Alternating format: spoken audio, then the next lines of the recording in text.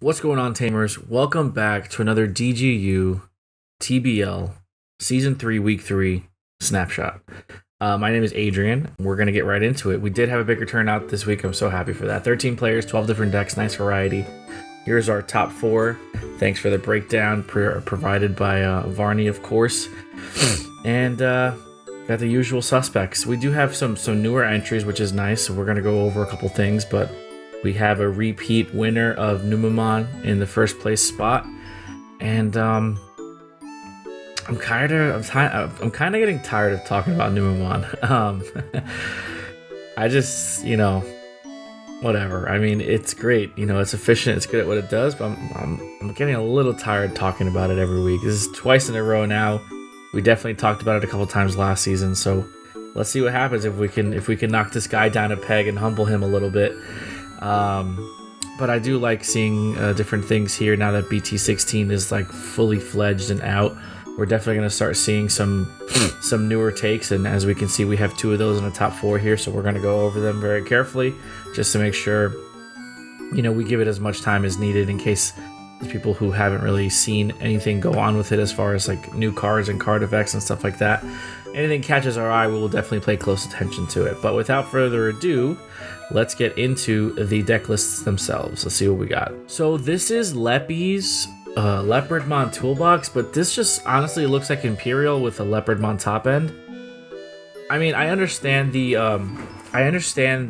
like what Leopardmon does, like the benefits of playing Leopard, but I mean, this is essentially an Imperial deck minus 6 cards. So can you even call it Leopardmon toolbox? I mean, again, whatever, it's the name of it really doesn't matter, but this is essentially an Imperialdramon deck with a Leopardmon package. Leppy did play this in the previous season. We do have a couple of new tools since we had BT16. We have the Togomogumon, we have the new Wormmon, we have the new Imperialdramon, which is a great card, and then Invincible Dragon Insect Fusion definitely adds to the deck. But this card right here, this Davis Ken, this card is very, very good. Being able to play a Vmon, or play a rookie, essentially, Vmon or Wormmon, out of your hand at the start of your main phase without paying the memory cost is really nice. Just having that ability to slam a body on board that you can go ahead and start climbing, and then eventually, Jogress or, DNA, however you want to call it, is really, really nice. Obviously memory is something that you have to pay attention to because that's our currency system in the Digimon card game, and if obviously you overextend, your opponent can hit you on the clapback. So the fact that you can go ahead and establish board presence for free as long as you have this Tamer established is really good. And of course, these stacks, if you have multiples, you can get the ball rolling really quickly. There's a lot of searchers in this deck, especially on the rookie level, so this card's essentially going to be a plus 1 every turn that you can establish a rookie on board. But then it also has the added effect of being able to strip sources on DNA Evolution and gaining memory. Sorry, I kind of have my words tied a little bit there.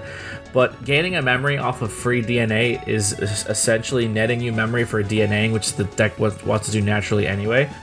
And stripping sources is also really nice because obviously there's a lot of good inheritables in stacks nowadays. So just go ahead, getting to get the ability to do that is really interesting. And I think maybe it's overlooked, maybe it's not, but the fact that it's targeted source removal, because it says if DNA Digivolving trash any 3 Digivolution cards under your opponent's Digimon, it doesn't start from the top, doesn't start from the bottom. Sometimes you do have those stacks where sources can't be stripped, like X antibodies and stuff like that. But the fact that this is targeted source removal is really nice. If you're playing in the mirror, the stacks are pretty big, like especially if you're DNA and you're going up into an ultimate off of 2 champions. There's going to be a lot of different sources in the stack. So the fact that you can go ahead and choose which inheritables are most detrimental to your opponent's strategies and remove them is really nice.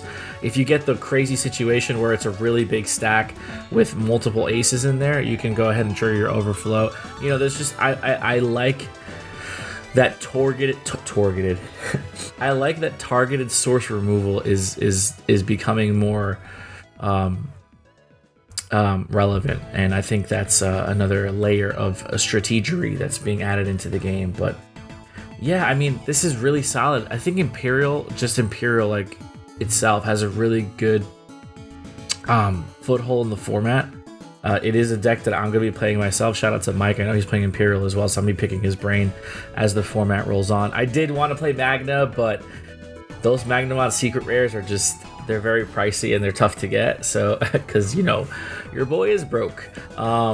So we got to go ahead and just be a little more budget friendly, and I think Imperial is just going to be that sweet spot for me. But shout out to Leppy for including his beloved Leopardmon package and the Grand Kuwaga Aces up top. I'm sure we'll see more of Leppy's concoctions as the season rolls along. On to the next, our third place finish. We have what looks like to be a Tyrantkabuterimon deck. Now, I am not too familiar with Tyrantkabuterimon, so let's go ahead and pull this up and see what this bad boy does. Wow, okay, so he's a 14 costed, 14,000 DP, 6 to Digivolve over a level 5, but you can Digivolve over a level 6 Insectoid trait for, and play cost of 13 or less for 2. So you could, okay, so you can go ahead and Digivolve over a Mega Bug, essentially. That's 13 costed or less for 2. So he can't, essentially what this is he can't Digivolve over himself, which is fair.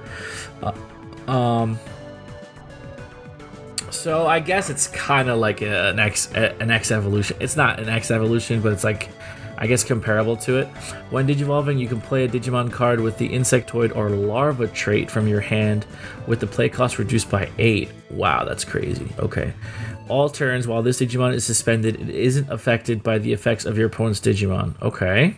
End of turn, once per turn, by suspending one of your other Digimon, return one of your opponent's Digimon with as much DP or less as the Digimon this effect suspended to the bottom of the deck. Okay, wow. So this card is really, really good.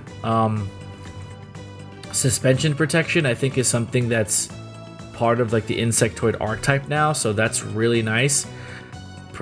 Suspended unaffected by the effects of your opponent's Digimon. Okay, so you could still remove it with options, and you could still obviously run it over if you have, you know, Crash for 14 or run it over for 15. Okay, this is why this format is going to be very DP reliant. You definitely want to get really big DP so you can run over your opponent's stuff, especially if they're protected. Playing a Digimon out with that insect or larva trait for a reduced cost of 8 is really crazy. Yeah, that's a really good effect. And then returning, you know, bot deck bounce is really strong. You know, obviously bouncing is a really good form of removal, but they get it back to their hand. So if they have enough resources, you can go ahead and play it out the next turn. But bottom deck removal is, you're never going to see that card again, essentially. It's just the way the Digimon card game works, right? If you get stuff to the bottom of the deck, you're essentially never going to see it again. I like this card a lot. I could see why it's very attractive, why it's being played. I know Dan was playing, you know, maybe, I don't know about this list, but a version of this list, I'm assuming. But I guess, you know, I guess we'll see if he posts a deck profile on the channel about it or not. Yeah, this is really, really strong, and I'm assuming you're just full sending into the insect archetype. I see the Tentamons here. This is a floodgate, so this doesn't matter. This is obviously for the effect of giving alliance. Yeah, so you're probably just full sending into the bugs. And Shivamon's really interesting because it is an insectoid. See, I didn't know that. Wow, that's really good. That's really good, obviously, because Shivamon gets benefits from being suspended. I think it trashes security when this Digimon becomes suspended during your unsuspend phase. Trash the top card, but you always want to keep all your Digimon suspended. Your opponent can't use options. So there's your 2 layers of protection. You get your Tyrant out, you get your Shiva out, and you always use Shiva as your Tyrant suspension target to go ahead and remove something to 12k or less bottom deck. And then you have protection from options with Tyrant, and then you have you have protection from Digimon effects with Tyrant, and then you have protection from options from Shiva. And then every unsuspend phase, she's going to unsuspend and trash security. That's really, really good. I like that a lot. I really, really do like that. Grand Kuwaga Ace, Rhino Kabuterimon, Meta Life Kuwagamon. What does this guy do? On play when Digivolving, suspend one Digimon, then one of your Digimon gets 3000 DP till the end of the opponent's turn. Inheritable, when an opponent's Digimon attacks, you may switch the target. of attack to one of your suspended Digimon with Insectoid. Okay, so you've got some redirection, you've got protection, you've got redirect, you've got effect protection from Digimon, option protection, you've got alliance for multiple checks, you've got a floodgate, you've got DP gain here. I'm seeing, looks like Kabuteri gives you DP gain. I mean, isn't this guy just a Beetleborg at this point? Like, this guy looks really cool. Tentamon, one Digimon to least gain a memory. Okay, so that's really good. Spending this Digimon. Yeah, so that's good. He does DP. Yeah, so you got some DP buffs. You've got piercing, which is important. You've got protection. Yeah, I mean, this looks solid. What does this Izzy do? 2 or less memory set to 3, so he's a new memory tamer from BT15. When an opponent's Digimon attacks with spending his tamer, switch the target. That's really good. Yeah, so this is awesome. I really do like this. I'm not so much of a green player, I'll admit. Like, green is probably the color in the game that I've played the least. But the bunny starter deck did get me excited for green. I do like Terriermon, but like Hurricane Touchdown Terriermon, not Tamers Terriermon. You know, I'm probably gonna get roasted in the comments for that, but the Momentide Terriermon just does not do it for me. I also am excited for the Liberator stuff in green too, but I do like it. I mean, I know this Mega Kabuterimon is really good also. So yeah, I mean, this is interesting. I mean, this is definitely going to, I'm pretty sure it has a really good position in the format. Tyrantkabuterimon itself just seems like a very, very good card, and then in combination with Shivamon looks also very promising. It's just, you know, stuff that you have to work around, right? The game is getting a lot more complex. It's getting a lot more like, you know, you have to make the decision on how you want to answer your opponent. Do you want to go for board? Do you want to fight for board? Or do you want to go ahead and try to swing their security and check as much as you can? I will say that if you can't successfully OTK anymore and you're leaving bodies on board, you have to be super careful because you'll get destroyed on the crackback. That's something that I've just kind of seen. There's no like check 5 security, pass turn, and just wait for next turn. That there's so much removal and there's so many combinations in the game right now that can be very disruptive. So you got to be a lot more cautious when you're running into your opponent's board. And it just, like I said, it just creates more of that chess match, and that's what I really appreciate. So shout out to the Bugs for making a top 4 appearance. Now here's, you know, biased again, my pick of the week. Shout out to Panzer. Imperial. Not only am I a huge Vmon fan, but this is a deck that I'm going to be playing this format. So I'm obviously going to be looking at any list that comes across my lap. I've already spoken to Mike about ratios, and anything that comes up here, I'm going to dissect and look at it and see if there's something that I'm missing. But I do agree with a lot of the people just in the community and in our group chats that Imperialdramon is going to be a really good deck. I mean, this deck can kind of do it all. You have the new partition effect that just kind of spits out your champions, so you can go ahead and climb up into your DNA Digivolution stacks again. And the addition of Imperialdramon Firedramon Ace, this card is just really good. I mean, you know, going into your megas has always been something like, okay, well, you know, your standard turn, you start with 3. Like, if you go into your mega for 4, there's a good chance you're going to pass turn. There has been the addition of memory gaining effects on inheritables and on suspension and stuff like that. But now, cheating in your cards on your opponent's turn is something that, you know, is relatively new to the game. Ace cards were introduced in BT14, so it's definitely something newer that we have to count into the format.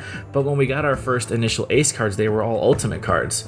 Now we're dealing with Megas, and then pretty soon we're going to be dealing with Ultra or level 7 Digimon. So it just adds that other layer of, I can't just do what I want to do on my turn and ignore what my opponent has going on their side of the board. So Digimon has like not so much interaction. I mean, you do have security checks, which is a form of interaction on your opponent's side when it's not your turn, but the addition of the Ace mechanic, I think, is a very good representation of how balanced interaction can work. Because yes, you do have a response to your opponent's turn, which is important, because essentially you are allowed to play defense now, but you have to be very careful how you commit to that defense, right? Because of the overflow mechanic. The overflow is definitely a good way of balancing these powerful cards. There's a lot of really strong ace cards, but we're playing a resource-based game, so you always have to balance that line when you're playing a resource-based game and you're playing cards for free. That could kind of seem like an overpowered aspect of it, but the fact that they've added that overflow is a way of balancing so that there's a consequence to playing that card out, and it's just not all like, you don't get rewarded for misplays. So I do like the philosophy on that. Like I said, I've always been a proponent of the megas being the sweet spot for the aces, but obviously there's a lot of good ultimates as well. So I mean, this is solid. I like the Lydramon tech here. I know Mike's been talking about it too. Sometimes you just need that target to go into your champion and start going up your DNA stack. And the fact that you have Lydramon in here does give you that blue and green source, so it's either or, but he has Togemogumon as well, which does that. So I guess it's just player preference if you want to include 1 or 2 copies of a blue-green source. Yeah, I mean, this is really solid. Oh, I also want to touch on one more thing with this Vmon here, real quick. I like the introduction of the Black Box Digivolution text that we got. I think it started in BT... I don't know if it was BT11 or BT12 with the Black Box text, but anyway, I do like the addition of this, because this is like a way of leaning into the archetype. Like, as you can see, it digivolves for 0 over a Demi-V, and then it digivolves for 1 over a green or purple egg. So you can see, like, I think we're gonna see this a lot more. Like, maybe not. I'm 50-50 about it right now, if this is going to be like a standard moving forward about, archetype specific decks, if they're going to lean into that strategy, because digivolving for 1, if you're going first, is you're going to pass your opponent 1 memory, and you only really just digivolve the rookie to draw a card. So the fact that you have this black box text to make it free and lean into the line essentially to digivolve for free over your Demi-Vs is really great. But it also is going to, I don't want to say hinder, but it's going to make, good card decks, think about stuff, because now it's not a free Evo on a rookie unless you're playing a Demi-V egg. So I really do like that. And you can see the same thing with the Wormon here, right? It's a 0 on a Minimon and then 1 on a blue or a red. So those are things that you need to pay attention to. Obviously, in a pinch, if you have to draw a card, it's something that you have to do for 1 memory. It's not too much, but free is better than 1. So I do like that. I do like that we're starting to see, shifts a little bit, and they're subtle shifts, but I think they're important shifts. And if to me, it shows attention to detail, and it shows, that Bandai is paying attention to their design philosophy. But yeah, this Imperial is solid. There's really not much else to really talk about. This card's busted. So let's go into our winner. Begrudgingly talking about Numan here.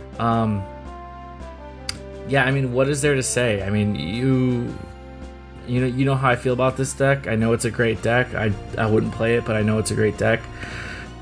Being able to play Venusmon is really great, because she just kind of says no to a lot of things. Ruin mode at the top end is really good as a time walk on your opponent.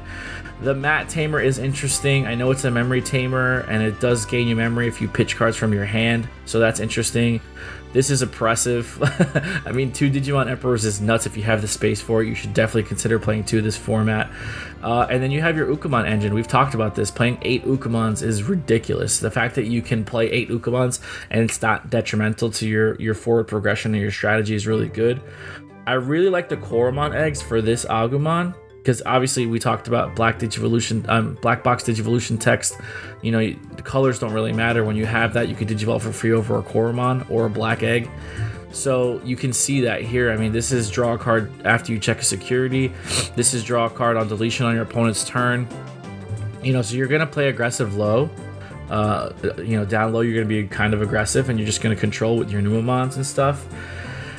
Yeah, I mean, blasting over a Monze with either a Valkyrie, with a Valkyriemon is kind of gross. Yeah, I mean, there's got to be a way, though. Like, there's got to be a way to beat this deck. I think Crimson Blaze kind of poops on this deck a little bit, no pun intended. Most of your guys are little, so if you can go ahead and Crimson Blaze and delete them, 6k or less and then create that floodgate effect, I think that could be something that's detrimental to this type of strategy. But I think also like early aggression down low, like if you're playing a traditional like rush type deck, whether it's rookie rush or champion rush or armor rush, dare I say, I think that's what kind of hurts these guys. Otherwise, it's just going to be, you know, you've got to really know how to pilot against this and maneuver out of their shenanigans. But decks like this frustrate me because I feel like I know what I'm doing, and then I'm just playing into what my opponent wants me to do, so it's rough. But, you know, I mean, Numan is the king right now. Like, this is 2 weeks in a row with a first place finish. So, I mean, we have to dethrone this. I mean, I challenge you guys to come up with something. I really don't want to do another TBL next week with Numan in first place. I really don't want to do it. No, all jokes aside, I really do appreciate all the support. I really do appreciate everybody participating in these events. It really is fun for me to see what you guys are cooking up in the format and what decks are being played. And you know, I just enjoy doing these, and I enjoy having an avenue to discuss, you know, some type of tournament breakdown, some type of meta analysis outside of the bigger events. This is more of like a homebrew type feeling to me. But let me know in the comments down below if there's anything you'd like to see differently.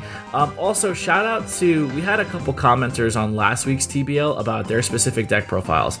I really do appreciate that. So if you're watching this video and you were one of these participants, just let me know in the comments down below specific strategies or specific play lines that you might take. I just want to pick your brains a little bit as the players. I mean, we're not talking directly one-on-one, but if you see this in conversation and you want to just leave a little blurb for me to check out, I really appreciate that. With that being said, we're going to get on out of here. I hope you enjoyed the video, and we'll see you guys in the next one.